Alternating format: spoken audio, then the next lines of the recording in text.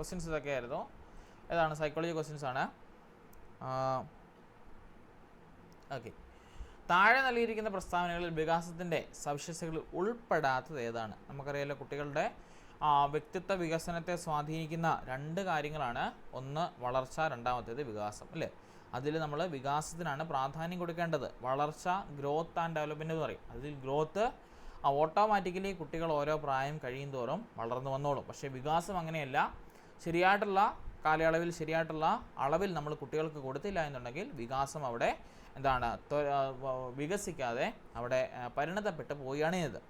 അപ്പോൾ ഈ പറയുന്ന വികാസത്തെ സംബന്ധിച്ച് പ്രസ്താവനകൾ വികാസ സവിശേഷതകളിൽ ഉൾപ്പെടാത്തത് എന്നാണ് ചോദിച്ചിരിക്കുന്നത്. നോക്കിയേ, പാരമ്പര്യ പരിസ്ഥിതി ഘടകങ്ങളുടെ ആകെത്തുകയാണ് വികാസം. ആ പറഞ്ഞ പോയിന്റ് ശരിയാണ്, അല്ലേ? പാരമ്പര്യത്തെയും പരിസ്ഥിതിയെയും ആശ്രയിച്ചാണ് നമ്മൾ വികാസം കടന്നു പോകുന്നത്. രണ്ട്, വികാസം വ്യത്യസ്ത ശരീരഭാഗങ്ങൾക്ക് വ്യത്യസ്ത നിരക്കിൽ നടക്കുന്നു. ശരിയാണ്. ബുദ്ധിയിൽ, അതുപോലെ തന്നെ നമ്മുടെ മനസ്സിൽ, ശരീരത്തിലെല്ലാം തന്നെ വികാസം വ്യത്യസ്ത ശരീരഭാഗങ്ങളിൽ വ്യത്യസ്തമായിട്ടുള്ള രീതിയിലാണ് നടക്കുന്നത്. അതായത് നമ്മുടെ ആദ്യകാലങ്ങളിൽ നമുക്കറിയാം, കുട്ടികൾ നിലത്തൊരു പെൻസിലോ പേനയോ റബ്ബറോ എന്തെങ്കിലും വീണാൽ അവരാദ്യം എഴഞ്ഞു ചെന്ന് അതിൻ്റെ അടുത്തേക്ക് എന്നിട്ട് രണ്ട് കൈയും ഉപയോഗിച്ച് നെഞ്ചോട് ചേർത്ത് പിടിച്ച് അവരത് പൊക്കിയെടുത്ത് കാണിക്കും. പക്ഷേ വളർന്നു കഴിയുമ്പം നേരെ നിൽക്കുന്ന കൊച്ച് ജസ്റ്റ് കുനിഞ്ഞ് ഒരു കൈ കൊണ്ട് എടുക്കുന്നു. അതായത് ബോഡി മൊത്തത്തോടെ തൻ്റെ വോൾ പാർട്ട് ഉപയോഗിച്ച് ചെയ്തുകൊണ്ടിരുന്ന ഒരു കൊച്ച് എന്ത് ചെയ്തു?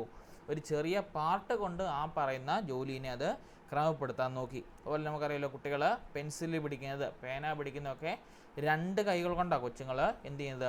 കൊച്ചു ക്ലാസ്സുകളിലൊക്കെ കൊച്ചുകൾ എഴുതുന്നത്. അല്ലെങ്കിൽ കൈ മൊത്തത്തോടെ പിടിച്ച, ഒരു കൈ ആണെങ്കിലും 5 പേരിലും ഒരു മൊത്തത്തിൽ അല്ലെങ്കിൽ അമക്കി പിടിച്ചുകൊണ്ടാണ് ഈ പറഞ്ഞ പേനയൊക്കെ യൂസ് ചെയ്യുന്നത്. നമ്മുടെ ഈ വെട്രോളൊക്കെ അല്ലെങ്കിൽ പിച്ചാത്തിയൊക്കെ നമ്മൾ യൂസ് ചെയ്യുന്നതല്ലേ. പക്ഷേ വളർന്നു വരുന്ന കാലഘട്ടത്തിൽ അവർ 2 പേരിൽ അവർ ഫോക്കസ് ചെയ്ത് പിടിച്ചുകൊണ്ട് എഴുതാനായിട്ട് ശ്രദ്ധിക്കും. അവിടെ വരുമ്പോൾ അത് വ്യത്യസ്ത ശരീരഭാഗങ്ങൾക്ക് വ്യത്യസ്ത നിരത്തിൽ നടക്കുമെന്ന് പറഞ്ഞ പോയിന്റ് ശരിയാണ്. അടുത്തത്, വ്യക്തിയിലുണ്ടാകുന്ന ഘടനാപരമായ മാറ്റങ്ങളാണ് വികാസം. ശരിയാണോ പറഞ്ഞത്? ഘടനാപരമായിട്ടുള്ള മാറ്റം എന്ന് പറഞ്ഞാൽ എന്താണ്? നമുക്ക് കാണാൻ പറ്റുന്നത് അല്ലെങ്കിൽ നമുക്ക് നിരീക്ഷിക്കാൻ പറ്റുന്നത്. ആ ഒരു സാധനമാണോ വികാസം എന്ന് പറഞ്ഞാൽ? അല്ല, അതിന് പറയുന്ന പേരെന്താണ്? വളർച്ച, കേട്ടോ. അതിന് പറയുന്ന പേരാണ് വളർച്ച അല്ലെങ്കിൽ ഗ്രോത്ത് എന്ന് പറയുന്നത്. അതാണ് നമുക്ക് കാണാൻ പറ്റുന്നത്. ഇപ്പോൾ നമ്മൾ പറയില്ലേ, നമ്മൾ പുറത്തൊക്കെ ആയിരുന്നെങ്കിൽ പോലും നമ്മൾ എന്ത് ചെയ്യും? നമ്മുടെ പരിചയമുള്ള ആൾക്കാരെ നീ അങ്ങ് വളർന്നല്ലോടാ, അല്ലെങ്കിൽ നീ നല്ലപോലെ എന്താ പറയുന്നത്, ഇച്ചിരി വണ്ണം വെച്ചല്ലോ, അല്ലെങ്കിൽ ഇച്ചിരി തടിച്ചല്ലോ, അല്ലെങ്കിൽ ഇച്ചിരി മെലിഞ്ഞല്ലോ എന്നൊക്കെ നമ്മൾ പറയില്ലേ, ഇച്ചിരി സൗന്ദര്യം വെച്ചല്ലോ എന്നൊക്കെ പറയും. അത് നമുക്ക് ഘടനാപരമായിട്ട് നമുക്ക് വീക്ഷിക്കാൻ പറ്റുന്ന, അല്ലെങ്കിൽ നമുക്ക് നേരിട്ട് കാണുവാൻ പറ്റുന്ന കാര്യങ്ങളാണ് അതൊക്കെ. അപ്പോൾ അങ്ങനെ വരുമ്പോൾ അതാണ് വളർച്ച എന്ന് പറയുന്നത്. അപ്പോൾ ഓർത്തിരിക്കണം, വ്യക്തിയിലുണ്ടാകുന്ന ഘടനാപരമായ മാറ്റങ്ങൾക്ക് പറയുന്ന പേരാണ് വളർച്ച എന്ന്. ഇനി വികാസം ചില ക്രമങ്ങൾ പാലിക്കുന്നു. ശരിയല്ലേ? ഏതൊക്കെയാണെന്നാ ക്രമം എന്നറിയാവോ?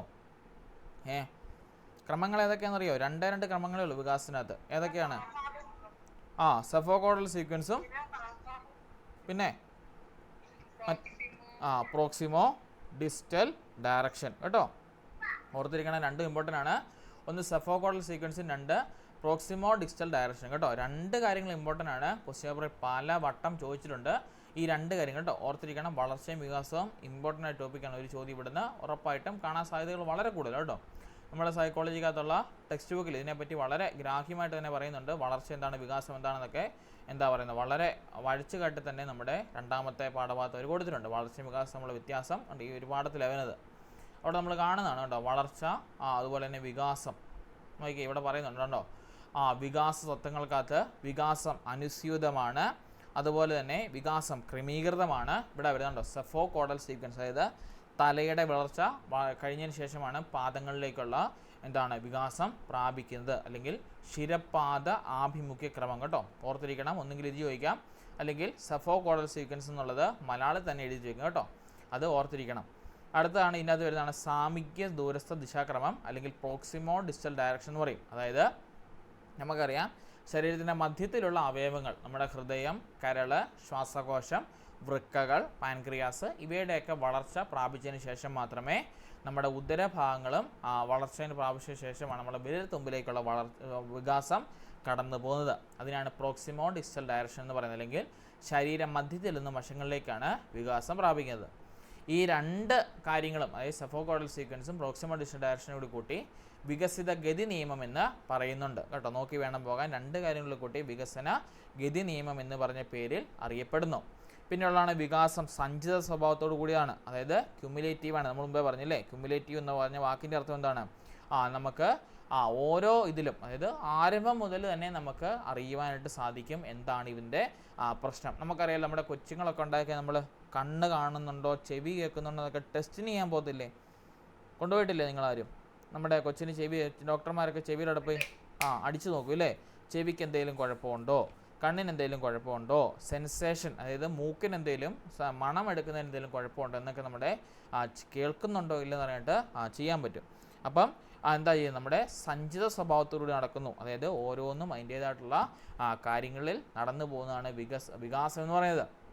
പിന്നെ അതുപോലെ തന്നെ വികാസം സ്ഥൂലത്തിൽ നിന്നും, ഈ പോയിന്റ് നോക്കണം, മിക്കപ്പോഴും ക്വസ്റ്റ്യൻ പേപ്പർ ചോദിക്കുന്നതാണ് വികാസം സംബന്ധിച്ച് ശരിയായിട്ടുള്ള പ്രസ്താവനകൾ ഏതാ? നേരെ തിരിച്ചു വയ്ക്കും. സൂക്ഷ്മത്തിൽ നിന്നും സൂക്ഷ്മത്തിലേക്ക് കടക്കുന്നു വെച്ചു. നമ്മളെ സംബന്ധിച്ച് നമ്മൾ നോക്കുമ്പോൾ നമ്മൾ പഠിച്ച പോയിന്റാണ്, സൂക്ഷ്മത്തിൽ നിന്നല്ല ഒരിക്കലും സ്ഥൂലത്തിലേക്ക് കിടക്കുന്നത്. സ്ഥൂലം എന്ന് പറഞ്ഞാൽ വാക്കിൻ്റെ അർത്ഥം മൊത്തം. എപ്പോഴും ഓർത്തിരിക്കണം, മൊത്തത്തിൽ നിന്നാണ് എപ്പോഴും എന്തിലേക്ക് പോകുന്നത്? ചെറിയ ചെറിയ ചെറിയ പാർട്ടിലേക്ക് പോകുന്നത്, അല്ലെങ്കിൽ സൂക്ഷ്മത്തിലേക്ക് പോകുന്നത്. അല്ലെങ്കിൽ സാമാന്യത്തിൽ നിന്നും വിശേഷത്തിലേക്ക് കിടക്കുന്നു. സാമാന്യം എന്ന് പറഞ്ഞാലും മൊത്തം, അല്ലെങ്കിൽ വോൾ, അല്ലെങ്കിൽ മുഴുവൻ എന്നർത്ഥം.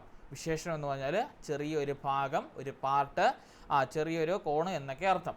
അപ്പോൾ അങ്ങനെയാണ് നമ്മുടെ വികാസം സാധിക്കുന്നത്, അല്ലാതെ മുഴുവനായിട്ട് നടക്കുന്നില്ല. അതിലൂടെ നമ്മൾ പറഞ്ഞിട്ടുണ്ടോ, 2 വയസ്സുള്ള കുട്ടി പെൻസിൽ പിടിക്കുന്നത് വിരലുകൾ മാത്രം ഉപയോഗിച്ചല്ല, മറിച്ച് കൈപ്പത്തി അപ്പാടെ ഉപയോഗിച്ചുകൊണ്ടാണ്. കണ്ടോ, അതാണ് ഉദ്ദേശിക്കുന്നത്. അപ്പം സ്ഥൂലത്തിൽ നിന്ന് ആരംഭിച്ച് സൂക്ഷ്മത്തിൽ, അതായത് മുഴുവനിൽ നിന്നാണ് എപ്പോഴും ചെറിയ ഭാഗത്തിലേക്ക് നടക്കുന്നത്. പിന്നെ ഉള്ളത് ഇത് പാരമ്പര്യത്തെയും അതുപോലെ തന്നെ പര്യാവരണത്തെയും ആശ്രയിച്ചിരിക്കുന്നു. അതായത് നമ്മുടെ എന്താണ് പാരമ്പര്യം, ഹെറിഡിറ്ററി ആൻഡ് എൻവയോൺമെൻറ്റ്. കുറച്ചൊക്കെ ഹെറിഡിറ്ററി ആയിട്ടും കുറച്ചൊക്കെ എൻവയോൺമെൻ്റ് ആയിട്ടും. നല്ലപോലെ പഠിക്കുന്ന ഒരു കൊച്ചിന്, അല്ലെങ്കിൽ നല്ലപോലെ പാരമ്പര്യത്തിൽ അപ്പനും അമ്മയൊക്കെ നല്ല ബുദ്ധിശക്തിയുള്ള അപ്പൻ്റെ അമ്മയുടെ മകളാണെങ്കിൽ ആ കൊച്ച് വളർന്നു വരുന്ന സാഹചര്യത്തിൽ അതിന് ശരിയായിട്ടുള്ള എൻവയോൺമെൻറ്റ് കിട്ടിയില്ല എന്നുണ്ടെങ്കിൽ കൊച്ചെന്നാ സംഭവിക്കും? പഠനത്തിൽ പിന്നോട്ട് പോകും. അതുകൊണ്ട് തന്നെ, അല്ലെങ്കിൽ അവൻ്റെ ജീവിതത്തിലുള്ള വിജയം നേടാനായിട്ടുള്ള പിന്നോട്ട് പോകും. അതുകൊണ്ട് തന്നെ എന്ത് സംഭവിക്കും? അപ്പോൾ അത് പാരമ്പര്യത്തെയും പര്യാവരണത്തെയും അല്ലെങ്കിൽ പരിസ്ഥിതിയെയും ആശ്രയിച്ചാണ് ഇരിക്കുന്നത്. ഇനി അടുത്തതാണ് നമ്മുടെ വികാസത്തിൽ ചില ഗതി നിയമങ്ങൾ പാലിക്കുന്നു. അതായത് കണ്ടോ, വികാസ പരിവർത്തനത്തെയും പഠനത്തെയും ആശ്രയിച്ചിരിക്കുന്നു. ഒന്ന് പരിവർത്തനം, മച്ചുറേഷൻ, അതായത് നമ്മൾ മച്യൂരിറ്റി, ആ ഒരു വാക്ക് തന്നെ കേട്ടോ. പിന്നെ പഠനത്തെയും ലേണിങ്ങിനെയും, എത്രമാത്രം നമ്മൾ പഠിക്കുന്നു എന്നതിനെയും ആശ്രയിച്ച് നമ്മുടെ വികാസം മുൻപോട്ട് പോകുന്നു. അടുത്തത് വികാസം വ്യത്യസ്ത ശരീരഭാഗങ്ങൾക്ക് വ്യത്യസ്ത നിരക്കിൽ നടക്കുന്നു. നമുക്കറിയാം 1-ാം ക്ലാസ്, 2-ാം ക്ലാസ്, 3-ാം ക്ലാസ് എന്നിങ്ങനെ നമ്മുടെ ശൈശവം, കൗമാര്യം, അതുപോലെ തന്നെ നമ്മുടെ വാർദ്ധക്യം എന്നിങ്ങനെ കാലഘട്ടത്തിൽ നടക്കുമ്പോൾ നമ്മുടെ ഓരോ ശരീരഭാഗങ്ങൾക്കും വ്യത്യസ്ത രീതിയിലാണ് നടക്കുന്നത്. ഇനി വികാസം പരസ്പരം ബന്ധപ്പെട്ടിരിക്കുന്നു. അത് ഭൗതികമായിട്ടും ശാരീരികമായിട്ടും വൈകാരികമായിട്ടും സാമൂഹികമായിട്ടും ഒക്കെ നമ്മുടെ വികാസം ബന്ധപ്പെട്ടിരിക്കുന്നു. പിന്നെ പ്രവചനീയമാണ്, അതായത് നമുക്കറിയാൻ പറ്റും 5-ാം ക്ലാസ്സിൽ പഠിക്കുന്ന ഒരു കൊച്ച് ഓടാൻ പഠിക്കണം, നാടാൻ പഠിക്കണം, പടികൾ കയറാൻ പഠിക്കണം, സൈക്കിൾ ഓട്ടം അത്യാവശ്യം അറിഞ്ഞിരിക്കണം, പിന്നെ 100 മീറ്റർ ഇത്ര മിനിറ്റ് കൊണ്ട് കവർ ചെയ്യാൻ പഠിച്ചിരിക്കണം, ഇത്ര മീറ്റർ ദൂരം നടക്കാൻ അവനെ കൊണ്ട് സാധിക്കണം, ഹൈറ്റുകളൊക്കെ വലിഞ്ഞ് കയറാനുള്ള എബിലിറ്റീസ് അവനുണ്ടായിരിക്കണം, പിന്നെ ഇന്ന കാര്യങ്ങൾ അവർക്കുള്ള അറിവുണ്ടായിരിക്കണം, ബേസിക് ആയിട്ടുള്ള അഡീഷൻ, സബ്ട്രാക്ഷൻ, ഡിവിഷൻ, മൾട്ടിപ്ലിക്കേഷൻ അവൻ അറിഞ്ഞിരിക്കണം, സയൻസിൽ ഇന്ന ടോപ്പിക്സ് ഒക്കെ അറിഞ്ഞിരിക്കണം. അതൊക്കെ നമുക്ക് വേണമെങ്കിൽ പ്രവചിക്കാം 5-ാം ക്ലാസ്സിൽ പഠിക്കുന്ന ഒരു കൊച്ചിനെ സംബന്ധിച്ചോളം. ഇല്ല, അതുകൊണ്ടാണ് നമ്മൾ സ്കൂളിലേക്കൊക്കെ വരുമ്പോൾ കുട്ടികൾക്ക് നമ്മൾ എൻട്രൻസ് ടെസ്റ്റുകൾ നടത്തുന്നത്. അതുപോലെ തന്നെ വികാസത്തിൻ്റെ ഗതിയിൽ വ്യത്യാസങ്ങൾ ഉണ്ടായിരിക്കും. ഇപ്പം എന്നിൽ നടക്കുന്ന വികാസം പോലെ ആയിരിക്കത്തില്ല നിങ്ങളിൽ നടക്കുന്നത്, നമ്മളിൽ നടക്കുന്ന പോലെ ആയിരിക്കത്തില്ല നമ്മുടെ മക്കളിലുണ്ടാകുന്നത്, അവരിലായിരിക്കുന്ന പോലെ ഇല്ല അവരുടെ കൂട്ടുകാരിലുണ്ടായിരിക്കും. അപ്പോൾ ഓരോ വ്യക്തിയിലും എന്താണ് വ്യക്തി വ്യത്യാസം പാലിച്ചുകൊണ്ടാണ് വികാസം നടക്കുന്നത്. എന്താണ് വികാസത്തിൽ ചില നിർണായക ഘടകങ്ങളുണ്ട്.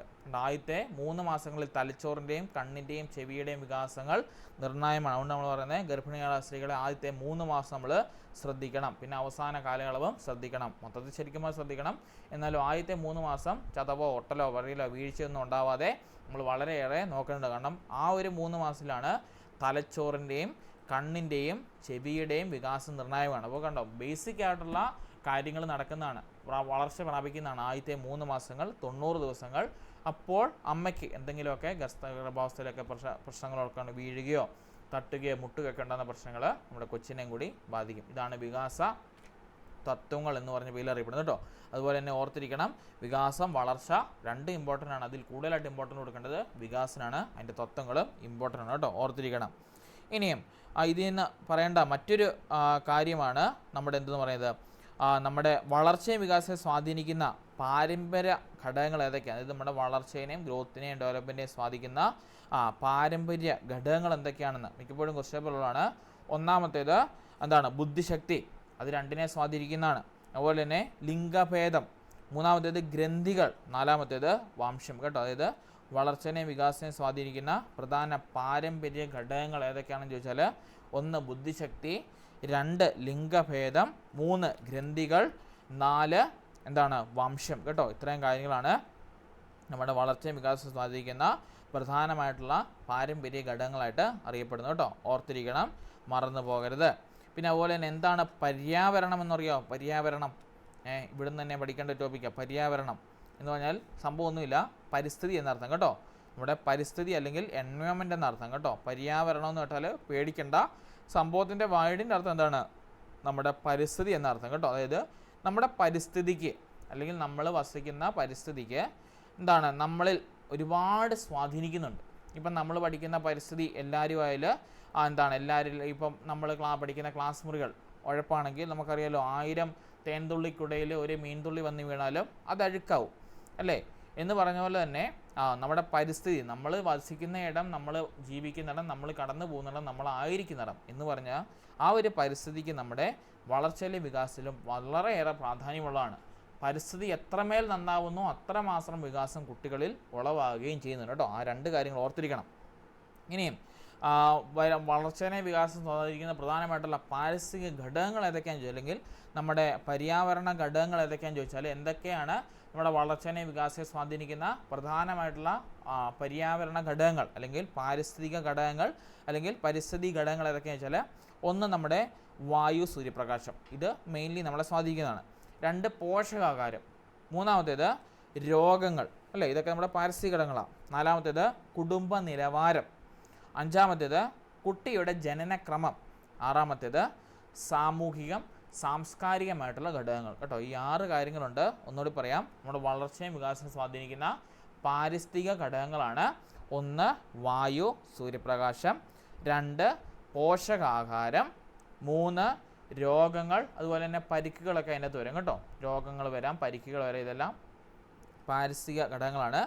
4മത്തേത് സാമൂഹികവും സാംസ്കാരികവുമായിട്ടുള്ള ഘടകങ്ങൾ, 5മത്തേത് കുടുംബ നിലവാരം, 6മത്തേത് കുട്ടിയുടെ ജനനക്രമം കേട്ടോ. ഇത്രയും കാര്യങ്ങളാണ് പാരിസ്ഥിതികമായിട്ട് ഒരു കൊച്ചിനെ സ്വാധീനിക്കുന്ന ഘടകങ്ങൾ കേട്ടോ. മറന്നുപോലെ ടോപ്പിക്ക് ഇമ്പോർട്ടൻ്റ് ആണ്. ഓക്കെ, ഇങ്ങനെ അടുത്ത ക്വസ്റ്റ്യൻ ഇതാണ്, പ്രക്ഷേപണ തന്ത്രങ്ങളിൽ അല്ലെങ്കിൽ പ്രൊജക്റ്റീവ് ടെക്നിക്കിൽ ഉൾപ്പെടാത്തത് ഏതാണ്? നമുക്കറിയാലോ നമ്മുടെ ഈ ഒരു ടെക്സ്റ്റ് ബുക്കിൽ തന്നെ ഉള്ളതാണ് അല്ലേ. പ്രക്ഷേപണ രീതി എന്ന് പറഞ്ഞ് നമ്മുടെ എന്താണ് ആദ്യത്തെ പാഠത്തിൽ നമ്മൾ പഠിച്ചു പോകുന്ന മനഃശാസ്ത്ര ഗവേഷണ ഉപാധിക്കകത്ത് നമ്മൾ പഠിക്കുന്നതാണ് ഉണ്ടോ പ്രക്ഷേപണ രീതികൾ. ഈ പ്രക്ഷേപണ രീതിക്കകത്ത് ഉൾപ്പെടാത്തത് എന്നാണ് ചോദിച്ചിരിക്കുന്നത്. ഇവിടെ പറഞ്ഞിട്ടുണ്ട് പ്രക്ഷേപണ രീതി. നോക്കിയേ, റോഷെ മഷീബ് പരീക്ഷയുണ്ട്, തീമാറ്റിക് അപ്പട്ടിഷൻ ടെക്സ്റ്റ് ഉണ്ട്, ചിൽഡ്രൻസ് അപ്പട്ടിഷൻ ടെസ്റ്റ് ഉണ്ട്, പദസരജ പരീക്ഷയുണ്ട്, വാക്യപൂർണ്ണ പരീക്ഷയുണ്ട്. ഇതെല്ലാം നമ്മുടെ പ്രക്ഷേപണ രീതിക്ക് അല്ലെങ്കിൽ പ്രൊജക്റ്റീവ് മെത്തേഡിന് എക്സാമ്പിളാണ്. ഇനി എന്താണ് പ്രൊജക്റ്റീവ് മെത്തേഡ്? നമ്മുടെ അബോധ മനസ്സിൽ, നമ്മൾ മുമ്പേ പറഞ്ഞതല്ലേ സിഗ്മണ്ട് ഫ്രോയിഡിൻ്റെ അഭിപ്രായത്തിൽ അബോധ മനസ്സിനാണ് പ്രാധാന്യം. ആ അബോധ മനസ്സിൽ അടിച്ചമർത്തപ്പെട്ട വികാരങ്ങളെയും അതുപോലെ തന്നെ ചില പ്രത്യേക സ്വഭാവ സവിശേഷതകളെയും മനസ്സിലാക്കുന്നതിനും അപഗ്രഥിക്കുന്നതിനും വേണ്ടിയാണ് നമ്മൾ പ്രക്ഷേപണ രീതികൾ ഉപയോഗിക്കുന്നത്. ഇപ്പോൾ ചിലരെ സംബന്ധിച്ച് ചിലരോട് നല്ല വാശിയും വൈരാഗ്യമൊക്കെ ഉണ്ടാവും അല്ലേ. അത് നമ്മൾ ഒരിക്കലും പുറത്ത് കാണിക്കത്തില്ല. ഒരുപക്ഷെ നമ്മൾ ആ വ്യക്തിയെ കാണുമ്പോഴോ അല്ലെങ്കിൽ അതുമായിട്ട് റിലേറ്റ് എന്ത് സിറ്റുവേഷൻസ് ഉണ്ടാകുമ്പോഴോ നമ്മൾ അതിലേക്ക് കൂടുതലാവാനായിട്ട് നോക്കും. അല്ലെങ്കിൽ ആ ഒരു അബോധ മനസ്സിൽ കിടക്കുന്ന കാര്യങ്ങൾ നമ്മുടെ പുറം മനസ്സിലേക്ക് തള്ളി വരും. നമ്മളാണെങ്കിലും ഇങ്ങനെ മനസ്സിൽ വെച്ചുകൊണ്ട് വർത്താനം പറഞ്ഞ ചില സാഹചര്യങ്ങളുണ്ടല്ലോ. നമ്മളോട് പഴയ രീതിയിൽ അവൻ അങ്ങനെ ചെയ്തു അല്ലെങ്കിൽ അവൻ എന്നോട് അങ്ങനെ കാണിച്ചു എന്ന് പറഞ്ഞ രീതിയിലൊക്കെ നമ്മൾ ചെയ്യുമല്ലോ. അങ്ങനെ വരുമ്പോൾ അബോധ മനസ്സിൽ നമ്മൾ അടിച്ചമർത്തപ്പെട്ട് ഇട്ടിരിക്കുക ആ വികാരങ്ങൾ, അതൊക്കെ ചില പ്രത്യേക സ്വഭാവ സവിശേഷതകൾ പുറത്തേക്ക് വരും. അങ്ങനെ വരുന്ന രീതിയാണ് ഈ പ്രക്ഷേപണി. അത് കണ്ടുപിടിക്കുന്ന ഒരു ടെക്നിക്കാണ് ഈ പറഞ്ഞ പ്രൊജക്റ്റീവ് മെത്തേഡ് എന്ന് പറയുന്നത്. അതിൽ ഉൾപ്പെടാത്ത ഏതാണെന്ന് ചോദിച്ചാൽ അത് നോക്കിയേ, റോഷെ മഷീ പരീക്ഷയുണ്ട്, തീമാറ്റിക് അപ്പട്ടിഷൻ ടെസ്റ്റ് ഉണ്ട്, പദസരജ പരീക്ഷയുണ്ട്. പക്ഷേ സാമൂഹിക ബന്ധ പരിശോധന അതിൻ്റെ അകത്തില്ല. ആ വാക്കിൽ തന്നെ ഉണ്ട് ഇല്ലേ. അതാരാ കണ്ടുപിടിച്ചത്? Sociometric technique. ആരുടെ സംഭാവനയാണ്? ഉറപ്പിച്ച് പറഞ്ഞു, ജെയൽ മൊറീനോയുടെ സംഭാവനയാണ് സോഷ്യോമെട്രിക് ടെക്നിക്ക് കേട്ടോ. അതായത് ഏകാഗി, ദത്വങ്ങൾ, അതുപോലെ തന്നെ നമ്മുടെ എന്താ പറയുന്നത് ക്ലിക്കുകൾ, സ്റ്റാർ കാണുന്നത് എവിടെ കിടപ്പുണ്ടല്ലോ. ഈ 9 നോക്കി, ഈ 9 എന്ന് പറഞ്ഞ ആൾ ഒറ്റയ്ക്കാണ് നിൽക്കുന്നത്. അപ്പോൾ ഇവനാണ് ഏകാഗി എന്ന് പറയുന്നത്. ഈ 1 4നോടും 4 1നോടും പരസ്പരം ബന്ധപ്പെട്ടിരിക്കുന്നു. അവരാണ് ട്വിൻസ് അല്ലെങ്കിൽ നമ്മുടെ ദത്വങ്ങൾ എന്ന് പറയുന്നത്. ഇനി നോക്കിയേ, ഇവിടെ 3 പേര് കൂട്ടങ്ങളാണ്. 6 7-നോട്, 7 2-നോട്, 2 6-നോട്. അപ്പോൾ പരസ്പരം 3 പേര് കൂട്ടങ്ങൾ. അവർക്ക് പറയുന്ന പേരെന്താണ്? ക്ലിക്കുകൾ. അടുത്തത് 5-നെ തന്നെ 10ഉം 3ഉം 8ഉം ഫോക്കസ് ചെയ്യുന്നു. അപ്പോൾ 5 അവരുടെ കൂട്ടത്തിലെ ആരാണ്? സ്റ്റാറാണ്. ഇനിയും ഒരുപാട് പേർ ഒരുമിച്ച് നടക്കുകയാണെങ്കിൽ അവർക്ക് പറയുന്ന പേരാണ് ഗ്യാങ്ങുകൾ കേട്ടോ. ഇതെല്ലാം ഓർത്തിക്കണം. ഈ ഒരു സാധനമാണ് സോഷ്യോമെട്രിക്. അതൊരിക്കലും നമ്മുടെ പ്രക്ഷേപണ രീതിയായിട്ട് വരത്തില്ല. സോഷ്യോമെട്രിക് എന്ന് പറഞ്ഞാൽ ഒരു വ്യക്തിക്ക് സമൂഹം എത്രമാത്രം വില കൊടുക്കുന്നുണ്ട്, അല്ലെങ്കിൽ ഒരു വ്യക്തിയെ സംബന്ധിച്ചിടത്തോളം സമൂഹം അവനെ എങ്ങനെ കാണുന്നു, ആർക്കൊക്കെ അവനോട് താല്പര്യമുണ്ട്, അവൻ്റെ അവൻ വളർന്നു പോകുന്ന സാഹചര്യത്തിൽ അവൻ ഒറ്റപ്പെട്ടാണോ ജീവിക്കുന്നത്, അല്ലെങ്കിൽ അവൻ 2 പേരോടാണോ കൂട്ടുകൂടുന്നത്, അതോ അവനെ എല്ലാവരും സ്റ്റാറായിട്ട് കാണുന്നുണ്ടോ, അതോ അവർ 3 പേരായിട്ടുള്ള ഒരു കൂട്ടമാണോ, അതോ ഒരു ഗാങ് തന്നെ അവരുടെ കൂടെ ഉണ്ടോ, അങ്ങനെ ഒരു പരിശോധന നടത്തുന്നതാണ് ഈ പറഞ്ഞ സോഷ്യോമെട്രിക് ടെക്നിക്ക്, അല്ലെങ്കിൽ നമ്മുടെ സോഷ്യോഗ്രാം എന്ന് പറയുന്നത്. വികസിപ്പി എടുത്തത് ജയൽ മൊറീനോ. അതൊരിക്കലും പ്രക്ഷേപണ രീതിക്കകത്തുള്ളതല്ല. അദ്ദേഹം പറഞ്ഞത് 5 കൂട്ടരാണ് നമ്മുടെ സമൂഹത്തിൽ കാണപ്പെടുന്നത്. 1 ഏകാകികൾ, അല്ലെങ്കിൽ ഐസൊലേറ്റഡ് പേഴ്സൺ, ഒറ്റയ്ക്ക് നടക്കുന്നവർ. ഇവിടെ കണ്ടോ 9 ഒറ്റയ്ക്കാണ് നിൽക്കുന്നത്, ആരും എന്നെ സപ്പോർട്ട് ചെയ്യാനില്ല. രണ്ടാമുള്ള കൂട്ടങ്ങളാണ് ഒരാൾ അങ്ങോട്ടും ഒരാൾ ഇങ്ങോട്ടും. അവർ പരസ്പരം സയാമീസ് ഇരട്ടകളെ പോലെ നടക്കും. അതുകൊണ്ട് തന്നെ അവരെ ദ്വന്ദ്ങ്ങൾ അല്ലെങ്കിൽ ട്വിൻസ് എന്ന് നമ്മൾ പറയും. മൂന്നാമത്തെ കൂട്ടർ 3 പേര് ഒരുമിച്ച് നടക്കുന്നവരാണ് മുരട്ടകൾ എന്ന് നമ്മൾ പറയത്തില്ല. എന്ന് പറഞ്ഞ പോലെ തന്നെ 6 7-നോടും 7 2-നോടും 2 6-നോടും ഒക്കെ ബന്ധം സ്ഥാപിച്ചു വരുത്തും. അങ്ങനെയാണെങ്കിൽ അവർക്ക് പറയുന്ന പേരാണ് ക്ലിക്കുകൾ. ഇനിയും 5-നെ വെച്ച് നോക്കുവാണെങ്കിൽ 5ആണ് അവരുടെ എല്ലാം സ്റ്റാർ. അപ്പോൾ നമുക്ക് ആർക്കൊക്കെ മോഹൻലാലിന് ഇഷ്ടമാണെന്ന് ചോദിക്കാൻ നമ്മളെല്ലാവരും കൈവെക്കും ഇല്ലേ? ഒരാതിൽപ്പെട്ട എല്ലാവരും തന്നെ കൈവെക്കും. അപ്പോൾ മോഹൻലാലാണ്, ഹീസ് എ ഫിലിം സ്റ്റാർ. അപ്പോൾ നമുക്ക് പറയാൻ പറ്റും മോഹൻലാൽ ഒരു സ്റ്റാറാണ്, അല്ലെങ്കിൽ മമ്മൂട്ടി ഒരു സ്റ്റാറാണ്. അപ്പോൾ മോഹൻലാലിൽ തന്നെ എല്ലാവരും ഫോക്കസ് ചെയ്യണമെങ്കിൽ സംതിങ് സ്പെഷ്യാലിറ്റി അല്ലേ, അവനിൽ എന്തോ ഒരു സ്പെഷ്യാലിറ്റി ഉണ്ട്. അല്ലെങ്കിൽ ക്യാരക്ടറാകാം, അല്ലെങ്കിൽ സ്വഭാവ ഗുണങ്ങളാകാം, അല്ലെങ്കിൽ എന്തെങ്കിലും കഴിവുകളാകാം, അല്ലെങ്കിൽ എന്തെങ്കിലും ശേഷികളാകാം, അല്ലെങ്കിൽ എന്തെങ്കിലും ബുദ്ധിയുടെ സവിശേഷതകളാകാം, എന്ത് വേണേലാകാം, മനുഷ്യനെ ഇമ്പ്രസ് ചെയ്യുന്ന എന്തെങ്കിലും കാര്യങ്ങളാകാം. അതുകൊണ്ട് അവൻ സമൂഹത്തിൽ സ്റ്റാർ ആകും. അപ്പോൾ ഇവിടെ 5-നെ തന്നെ 10ഉം 3ഉം 8ഉം ഫോക്കസ് ചെയ്യുന്നുണ്ട്. അപ്പോൾ 5 ഒരു സ്റ്റാറാണ്. പിന്നുള്ളതാണ് ഒരു കൂട്ടം ആൾക്കാർ 5 8-നോടും 3 6-നോടും 5 10-നോടും എന്നിങ്ങനെ പറയും. നമ്മുടെ മഞ്ഞുവൽ വോയിസ് പോലെ ഒരു കൂട്ടം കൊണ്ട് നടക്കുന്ന അവർക്ക് പറഞ്ഞ പേരാണ് ഗാങ്ങുകൾ കേട്ടോ. ഓർത്തിരിക്കണം ഈ പേരുകളൊക്കെ. അപ്പോൾ ഈ പ്രക്ഷേപണ രീതിക്കകത്ത് ഉൾപ്പെടാത്തതാണ് സാമൂഹിക ബന്ധ പരിശോധന. ഇനിയും ഈ റോഷെ മഷിയപ്പ് പരീക്ഷ വികസിപ്പിച്ചെടുത്ത ആരാന്നറിയാവോ? ആ പേരുകൾ ഓർത്തിരിക്കണം. റോഷെ മഷിയപ്പ് പരീക്ഷ വികസിപ്പിച്ചെടുത്ത ആരാന്നറിയാവോ? ഈ പേര് തന്നെ ഉണ്ട്, ആരാ? റോഷെ കേട്ടോ. അതായത് ഹെർമൻ റോഷെ എന്ന അദ്ദേഹത്തിൻ്റെ ഫുൾ നെയിം. ഹെർമൻ റോഷെയാണ് ഈ റോഷെ മഷിയപ്പ് പരീക്ഷ വികസിപ്പിച്ചെടുത്തത് കേട്ടോ. റോഷെ മഷിയപ്പ് പരീക്ഷ വികസിപ്പിച്ചെടുത്തത് നമ്മുടെ ഹെർമൻ റോഷെയാണ്. ഇനി തീമാറ്റിക് അപ്പർട്ടേഷൻ ടെസ്റ്റ് വികസിപ്പിച്ചെടുത്ത ആരാന്നറിയാവോ? തീമാറ്റിക് അപ്പർട്ടേഷൻ ടെസ്റ്റ് അത് ആ പേരില്ല, ഓർത്തിരിക്കണം. മോർഗൻ ആൻഡ് മുറെ കേട്ടോ. മോർഗൻ ആൻഡ് മുറെയാണ് തീമാറ്റിക് അപ്പർട്ടേഷൻ ടെസ്റ്റ് വികസിപ്പിച്ചെടുത്തത്. ഇനിയും പദസർജ പരീക്ഷ വികസിപ്പിച്ചത് ആരാന്നറിയോ? പദസർജ പരീക്ഷ പദസർജ പരീക്ഷ വികസിപ്പിച്ചെടുത്തത് ആ ഒരു പേര് വികസിപ്പിച്ചെടുത്ത ആളെ എനിക്ക് കിട്ടിയില്ല കേട്ടോ, ഉള്ള സത്യം പറയാമല്ലോ. അടുത്തത് നമ്മുടെ വേർഡ് അസോസിയേഷൻ ടെസ്റ്റ്, അത് പരീക്ഷയ്ക്ക് ചോദിച്ചാണ്. വേർഡ് അസോസിയേഷൻ ടെസ്റ്റ് വികസിപ്പിച്ചെടുത്തത് കാൾ യൂങ് കേട്ടോ. കാൾ യൂങ് ആണ് നമ്മുടെ വേർഡ് അസോസിയേഷൻ ടെസ്റ്റ് വികസിപ്പിച്ചെടുത്തത്. അതാരാ വിസിലടിച്ചത്? കേട്ടില്ല. ചിൽഡ്രൻസ് അപ്പർട്ടേഷൻ അത് ലിയോ പോൾഡ് ബെല്ലാക്ക് കേട്ടോ. ലിയോ പോൾഡ് ബെല്ലാക്കാണ് ക്യാറ്റ് വികസിപ്പിച്ചത്. ചിൽഡ്രൻസ് അപ്പർട്ടേഷൻ ടെസ്റ്റ് വികസിപ്പിച്ചു. കൊച്ചൻ അവിടുന്ന് വിസിലടിച്ചാണോ? ആണോ? ഓക്കെ, തോന്നി, നല്ല സ്വരം ഉണ്ടായിരുന്നു. യെസ്, കുഴപ്പമില്ല. അപ്പോൾ ഓർത്തിരിക്കണം, ക്യാറ്റ് അല്ലെങ്കിൽ ചിൽഡ്രൻസ് അപ്പർട്ടേഷൻ ടെസ്റ്റ് വികസിപ്പിച്ചെടുത്തത് ലിയോ പോൾഡ് ബെല്ലാക്കാണ്. അതെന്തിനാ വെച്ചാൽ 3 മുതൽ 10 വയസ്സുള്ള കുട്ടികളുടെ വ്യക്തിത്വം അളക്കുന്നത് കേട്ടോ. പേഴ്സണാലിറ്റി അളക്കുന്നതിനാണ് ക്യാറ്റ് നമ്മൾ യൂസ് ചെയ്യുന്നത് കേട്ടോ. 3 വയസ്സ് മുതൽ 10 വയസ്സുള്ള കുട്ടികളുടെ വ്യക്തിത്വം അളക്കുന്നതിനാണ് നമ്മൾ ക്യാറ്റ് യൂസ് ചെയ്യുന്നത്, അല്ലെങ്കിൽ ചിൽഡ്രൻസ് അപ്പർട്ടേഷൻ ടെസ്റ്റ് വികസിപ്പിച്ചെടുത്തത് കേട്ടോ. യെസ്. പിന്നെ സെൻറ്റൻസ് കോംപ്ലിറ്റേഷൻ ടെസ്റ്റ് അത് ഹെർമൻ ഹെംബിംഗോസ് കേട്ടോ. ഹെർമൻ ഹെംബിംഗോസ് ആണ് നമ്മുടെ സെൻറ്റൻസ് കോംപ്ലിറ്റേഷൻ ടെസ്റ്റ് യൂസ് ചെയ്തത്. ഇതിനകത്ത് ചോദിച്ചത് നമ്മുടെ കാൾ യൂങ്ങിനെ ചോദിച്ചിട്ടുള്ളത് കേട്ടോ. നമ്മുടെ വേർഡ് അസോസിയേഷൻ ടെസ്റ്റ് വികസിപ്പിച്ചെടുത്ത കാൾ യൂങ്ങിനെയും അതുപോലെ തന്നെ നമ്മുടെ റോഷെ മഷിയപ്പ് വികസിപ്പിച്ചെടുത്ത ഹെർമൻ റോഷയുമാണ് മിക്കപ്പോഴും പരീക്ഷ പേപ്പറിൽ കണ്ടിട്ടുള്ളത്. 2 പേരെ ഫോക്കസ് ചെയ്ത് നോക്കണം കേട്ടോ. ഓക്കെ. പിന്നെ ഉള്ളത് പിക്ചർ അസോസിയേഷൻ ടെസ്റ്റും മാൻ ഡ്രോയിങ് ടെസ്റ്റും ഡ്രാമാറ്റിക് ടെസ്റ്റുമാണ്. അതങ്ങനെ ക്വസ്റ്റ്യൻ പേപ്പറിൽ അങ്ങനെ ചോദിച്ചു കണ്ടില്ല, ഓപ്ഷൻ ഫില്ലാക്കാൻ വേണ്ടി ചോദിച്ചിട്ടുള്ളൂ കേട്ടോ. പിക്ചർ അസോസിയേഷൻ ടെസ്റ്റ് ഉണ്ട്, പിന്നെ മാൻ ഡ്രോയിങ് ടെസ്റ്റ് ഉണ്ട്, അതുപോലെ തന്നെ ഡാമാറ്റിക് ടെസ്റ്റ് ഉണ്ട്. ഇതൊക്കെ നമ്മുടെ ക്വസ്റ്റ്യൻ പേപ്പറിൽ ജസ്റ്റ് ഫില്ല് ചെയ്യാനായിട്ട് കാണപ്പെടുന്നതാണ്. ഇതിൻ്റെ ചെറിയ ചെറിയ ഭാഗങ്ങളായിട്ട് വന്ന് പോയതാണ് കേട്ടോ, ഓർത്തിരിക്കണം. ഓക്കെ, അടുത്ത ക്വസ്റ്റ്യൻ, വായനാ പരിശീലനത്തിനായി വൈഗോസ്കിയുടെ ആശയങ്ങൾ അടിസ്ഥാനമാക്കി ആവിഷ്കരിച്ച രീതി ഏതാണ്? എല്ലാം നല്ല അറിയാമെന്നല്ലേ, നമ്മുടെ ഏതാ റെസിപ്രോക്കൽ ടീച്ചിങ് അല്ലെങ്കിൽ പ്രതിക്രിയ അധ്യാപനം കേട്ടോ. പ്രതിക്രിയ അധ്യാപനമാണ്. ഓപ്ഷൻ ബി പ്രക്രിയ അധ്യാപനം പ്രോസസ്സാണ്. ഓപ്ഷൻ സി ആണ് ഓപ്ഷൻ എന്നാളിലും ചോദിക്കുമ്പോൾ കുഴപ്പിക്കും കേട്ടോ. പ്രതിക്രിയ അധ്യാപനമുണ്ട്, പ്രക്രിയ അധ്യാപനമുണ്ട്. അതിൻ്റെ ശരിക്കുള്ള ഓപ്ഷൻ വരേണ്ടത് പ്രതിക്രിയ അധ്യാപനം ഓപ്ഷൻ സിയിലാണ്. ഓർത്തിരിക്കണം, വായനാ പരിശീലനത്തിനായി വൈഗോസ്കിയുടെ ആശയങ്ങളെ അടിസ്ഥാനമാക്കി ആവിഷ്കരിച്ച രീതിയാണ് പ്രതിക്രിയ അധ്യാപനം എന്ന് പറയുന്നത്. ഈ ആശയദാന മാതൃക ആരുടെയാണ്? ആശയദാന മാതൃക ആരുടെയാണ്? കോൺസെപ്റ്റ് മോഡൽ ആരാ കൊണ്ടുവന്ന് വികസിപ്പിച്ചത്? ആരാണ് ആശയദാന മാതൃക വികസിപ്പിച്ചത്? S Bruner.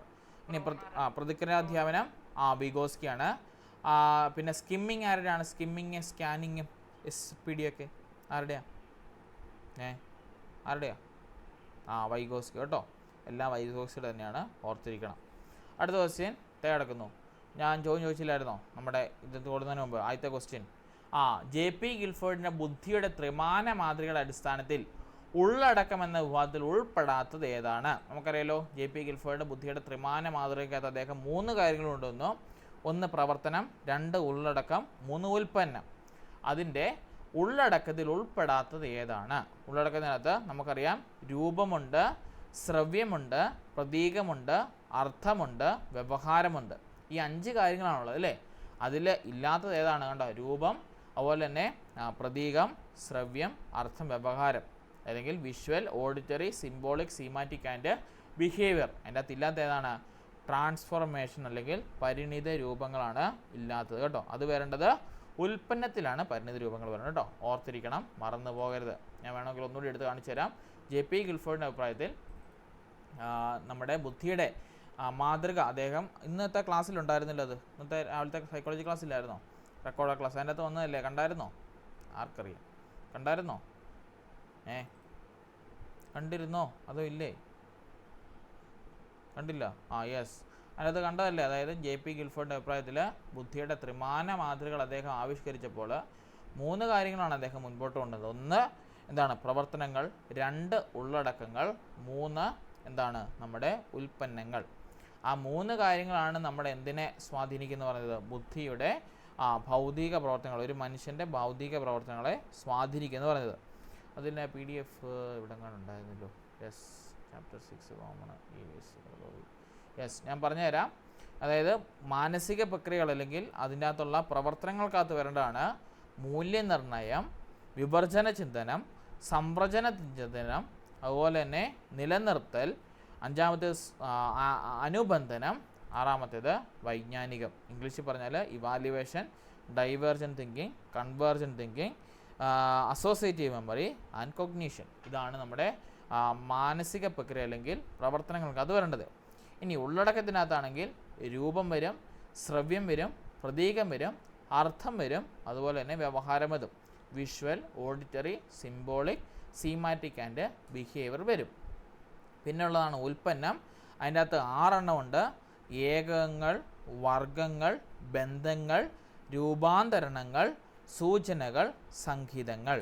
Unit, classes, relation, transformation, implications and systems. ഇങ്ങനെയാണ് നമ്മുടെ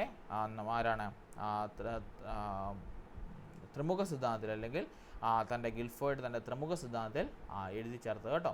ഈ പറഞ്ഞ 3 കാര്യങ്ങൾ ഉൾച്ചേർത്തുകൊണ്ടാണ് അദ്ദേഹം തൻ്റെ സിദ്ധാന്തം മുൻപോട്ട് പറഞ്ഞത് കേട്ടോ. മറന്നുപോലെ ഇമ്പോർട്ടൻ്റ് ആണ് കേട്ടോ. യെസ്, അതിൻ്റെ PDF ഞാൻ തപ്പിയെടുത്ത് അയച്ചു തരാം കേട്ടോ. ഒന്നുകൂടി എടുത്ത് അയച്ചു തരാം. പഠിക്കണം, ചോദിച്ചിരുന്നു കേട്ടോ. Intelligence theory, Kohlberg learning curve, psychology unit intelligence theory ഇവിടെ ആയിരിക്കും. കോൾബർഗ് അതേ കിടക്കും. യെസ്, കണ്ടോ ഗിൽഫോർഡിൻ്റെ ത്രിമുഖ സിദ്ധാന്തം. കാണാവോ? സ്ക്രീൻ കാണാവോ? കാണാവോ? വന്നില്ലേ ത്രിമുഖ സിദ്ധാന്തം? കണ്ടോ, അതായത് 3 കാര്യങ്ങൾ അദ്ദേഹം വിവരിപ്പിച്ചു. കണ്ടോ, ത്രിമുഖ സിദ്ധാന്തത്തിനകത്ത് 1 ഉള്ളടക്കങ്ങൾ, 2 പ്രക്രിയകൾ, 3 മാനസിക പ്രക്രിയ. കണ്ടോ, ഉള്ളടക്കം, ഉൽപ്പന്നം, പ്രക്രിയ. ഉള്ളടക്കത്തിനകത്ത് കാഴ്ച, ശ്രവ്യം, പ്രതീകം, അർത്ഥം, വ്യവഹാരം. രണ്ടാമത്തേത് അത് ഉൽപ്പന്നങ്ങൾക്കകത്ത് ഏകങ്ങൾ, വിഭാഗങ്ങൾ, ബന്ധങ്ങൾ, സംഹിതങ്ങൾ, പരിണിത രൂപങ്ങൾ, സൂചനകൾ. മാനസിക പ്രക്രിയക്കകത്ത് വരേണ്ടതാണ് വൈജ്ഞാനികം, ഓർമ്മ, വിവർജന ചിന്ത, സംവർജന ചിന്ത, മൂല്യനിർണ്ണയം കേട്ടോ. PDF ഇല്ലെങ്കിൽ ഒന്നുകൂടി അയച്ചു തരാം, കുഴപ്പമില്ല, പഠിച്ചാൽ മതി കേട്ടോ. ഇങ്ങനെയാണ് അദ്ദേഹത്തിൻ്റെ തിയറീസ് പറഞ്ഞത്. ആകെ മൊത്തം 180 മാനസിക ശേഷികളുണ്ടെന്നാണ് നമ്മുടെ PDF അയക്കുക കേട്ടോ. PDF അയക്കാം കേട്ടോ. ഇല്ലാത്തതുണ്ടെങ്കിൽ നിങ്ങൾ അതിന് PDF ചോദിച്ചാൽ മതി, അയച്ചു തരാം കേട്ടോ. അപ്പോൾ ഓർത്തിരിക്കണം, ഇതിൻ്റെ എന്താണ് ഇതെല്ലാം കൂടി കൂട്ടി ഈ പറഞ്ഞ സിദ്ധാന്തം ഇങ്ങനെ 3 മാനങ്ങളിലെയും ശേഷികൾ ചേർന്ന് 180 മാനസിക ശേഷികളാണ് നമ്മുടെ ഗിൽഫോർഡ് സിദ്ധാന്തം കേട്ടോ. 180 മാനസിക ശേഷികൾ മനുഷ്യനുണ്ടെന്നാണ് പറഞ്ഞത് കേട്ടോ. അതായത് ഓപ്പറേഷനും പ്രൊഡക്റ്റും കണ്ടൻറ്റും ഒക്കെ ആയിട്ട് 180 എണ്ണം ഉണ്ടെന്നാണ് മാനസിക ശേഷികൾ മനുഷ്യരിലുണ്ടെന്നാണ് ആര് പറഞ്ഞത്? നമ്മുടെ ത്രിമുഖ സിദ്ധാന്തത്തിലെ ഗിൽഫോർഡ് മുൻപോട്ട്. ആ 180 എണ്ണത്തിൻ്റെ കോളമാണ് ഈ കൊടുത്തിരിക്കുന്നത് കേട്ടോ. അത് ഓർത്തിരിക്കണം, മറന്നു പോകരുത്, ഇമ്പോർട്ടൻ്റ് കേട്ടോ. Yes, okay. അങ്ങനെയാണെങ്കിൽ അടുത്ത ക്വസ്റ്റ്യൻ. ഓക്കെ, നിർദ്ദേശരഹിത കൗൺസിലിംഗ് സമീപനത്തിൻ്റെ പ്രയോക്താവ് ആരാണ്? നമുക്കറിയാമല്ലോ, നിർദ്ദേശരഹിത കൗൺസിലിംഗ്. നമുക്കറിയാം കൗൺസിലിങ്ങിൻ്റെ ഒരു ഇമ്പോർട്ടൻ്റ് ആയിട്ടൊരു ഭാഗമില്ല. നമുക്കറിയാം കുഞ്ഞുങ്ങളെ സംബന്ധിച്ചിടത്തോളം, നമ്മളൊരു അധ്യാപകരെ സംബന്ധിച്ചിടത്തോളം കുട്ടികൾക്ക് എന്തെങ്കിലും പ്രശ്നങ്ങളുണ്ടെങ്കിൽ കൊച്ചിനെ വിളിച്ചിരുത്തി സംസാരിക്കുക, അവന് വേണ്ട മാർഗ്ഗനിർദ്ദേശങ്ങൾ നൽകുക. ആസ് എ ടീച്ചർ നമ്മളൊരു കൗൺസിലർ അല്ലെങ്കിൽ ഒരു ഗൈഡർ കൂടി ആകണമെന്നാണ് നമ്മുടെ സൈക്കോളജിക്കകത്ത് പറയുന്നത് അല്ലേ, ടീച്ചർമാരെ പറ്റി. അപ്പോൾ അങ്ങനെ വരുമ്പോൾ നോൺ ഡയറക്റ്റീവ് കൗൺസിലിംഗ് അല്ലെങ്കിൽ നിർദ്ദേശരഹിത കൗൺസിലിങ്ങിൻ്റെ സമീപത്തിൻ്റെ പ്രയോക്താവ് ആരാണ്? സിഗ്മണ്ട് ഫ്രോയിഡ് ആണോ, കാൾ റോജേഴ്സ് ആണോ, E.G. വില്യംസൺ ആണോ, B.F. സ്കിന്നർ ആണോ? നമുക്കറിയാം സിഗ്മണ്ട് ഫ്രോയിഡ് നമ്മുടെ മാനവികവാദത്തിൻ്റെ ആളിൻ്റെ അകത്ത് നമ്മുടെ എന്താണ് ഫ്രോയിഡിൻ്റെ മാനസിക അപകട ശേഷിയൊക്കെ മുമ്പോട്ട് വെച്ച ആളാണ്. രണ്ടാമത്തെ കാൾ റോജേഴ്സ് ഇല്ലേ, മാനവികവാദത്തിൻ്റെ അകത്ത് മനുഷ്യനും മനുഷ്യത്വത്തിന് ഇമ്പോർട്ടൻസ് കൊടുത്ത വ്യക്തിയാണ് കാൾ റോജേഴ്സ്. കാൾ റോജേഴ്സ് ആണ് നിർദ്ദേശകരഹിത കൗൺസിലിംഗ് അല്ലെങ്കിൽ നോൺ ഡയറക്റ്റീവ് കൗൺസിലിങ്ങിൻ്റെ സമീപനത്തിൻ്റെ വക്താവ് കേട്ടോ. അല്ലെങ്കിൽ തന്നെ ആത്മാവബോധ സിദ്ധാന്തത്തിൻ്റെ ഉപജ്ഞാതാവും എന്താണ് നമ്മുടെ കാൾ റോജേഴ്സാണ് കേട്ടോ. ഇവിടുന്ന് തന്നെ ചോദിക്കാൻ മറ്റൊരു ചോദ്യമാണ് നമ്മുടെ ബോധ ടെക്സ്റ്റിലുള്ള കേട്ടോ, ടെക്സ്റ്റിലുള്ള സാധനം തന്നെയാണ്. യെസ്, നമ്മുടെ ആത്മാവബോധ സിദ്ധാന്തത്തിൻ്റെ ഉപജ്ഞാതാവും കാൾ റോജേഴ്സ് തന്നെ കേട്ടോ. ഓർത്തിരിക്കണം, കാൾ റോജേഴ്സ് ആണ് നമ്മുടെ മനുഷ്യനും മനുഷ്യത്വത്തിനൊക്കെ ഇമ്പോർട്ടൻസ് കൊടുത്ത മാനവികതാവാദിയാണ് നമ്മുടെ കാൾ റോജേഴ്സ്. അതുകൊണ്ട് തന്നെ കാൾ റോജേഴ്സ് ആണ് നമ്മുടെ നിർദ്ദേശരഹിത കൗൺസിലിംഗ് നോൺ ഡയറക്റ്റീവ് കൗൺസിലിങ്ങിൻ്റെ ഉപജ്ഞാതാവ്. E.G. വില്യംസൺ അല്ല, B.F. സ്കിന്നർ നമുക്കറിയാമല്ലോ, നമ്മുടെ വ്യവഹാരവാദിയാണ്. നമ്മുടെ എന്താണ് റീഇൻഫോഴ്സ്മെൻറ്റ് പ്രബലനങ്ങളൊക്കെ മുമ്പോട്ട് കൊണ്ടുവന്ന വ്യക്തിയാണ് B.F. സ്കിന്നർ കേട്ടോ, മറന്നുപോയല്ലോ. പിന്നെ കൗൺസിലിംഗ് എന്തിനു വേണ്ടിയാണ് നടത്തുന്നത്? നമുക്കറിയാമല്ലോ, കൗൺസിലിംഗ് നമ്മൾ എന്തിനു വേണ്ടി നടത്തുന്നത്?